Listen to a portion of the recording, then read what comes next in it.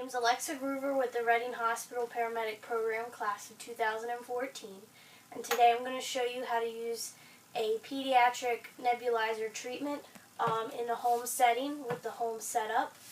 A couple things in the first part I just want to show you are the machine, the equipment that you need, and the medication and how to dice it. In the second part, we'll actually be administering albuterol to a 2-year-old patient. This is a home nebulizer setup. It's one of the standard pieces of equipment. They all look different, but they all work the same way. They have their on-off switch, the outlet in order to plug in the cannula for the nebulizer setup.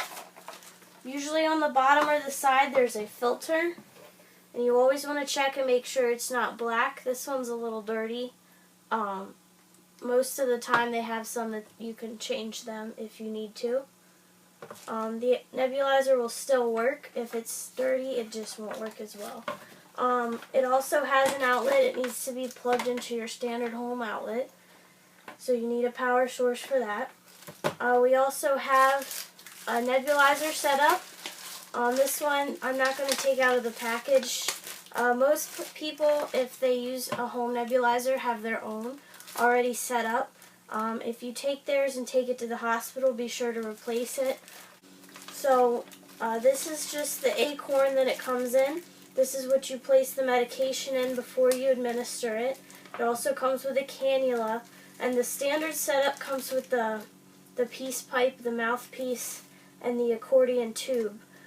Today we're going to use the funny looking pediatric mask. This is the best method of administration for pediatric.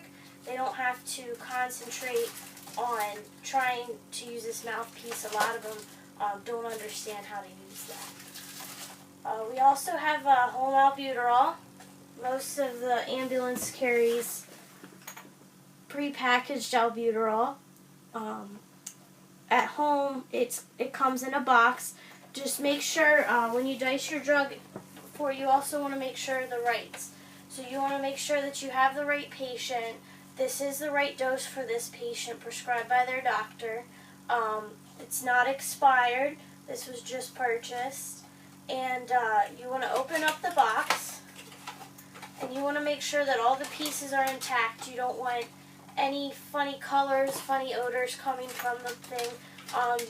These albuterols have been used before recently, so the package is open. But you can see everything's still intact. The pieces aren't discolored.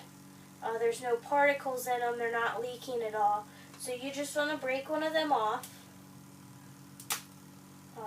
for use for giving this treatment now. You want to replace the package and put it back in the box and close it up for the patient for next time that they need to use it. Alright, so this is the second part. We're going to do administration of a nebulizer treatment to a pediatric patient. We already have the nebulizer set up, and we have the setup set up.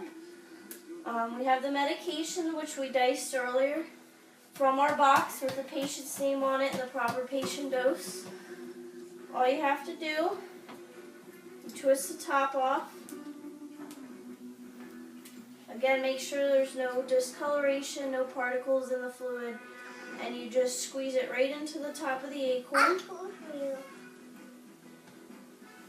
And you place the top on it.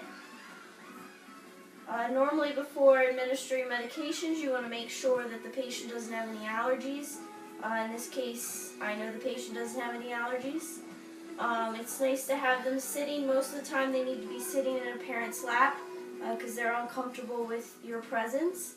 Noah's a champ at this, so we have him distracted with the TV and a ball.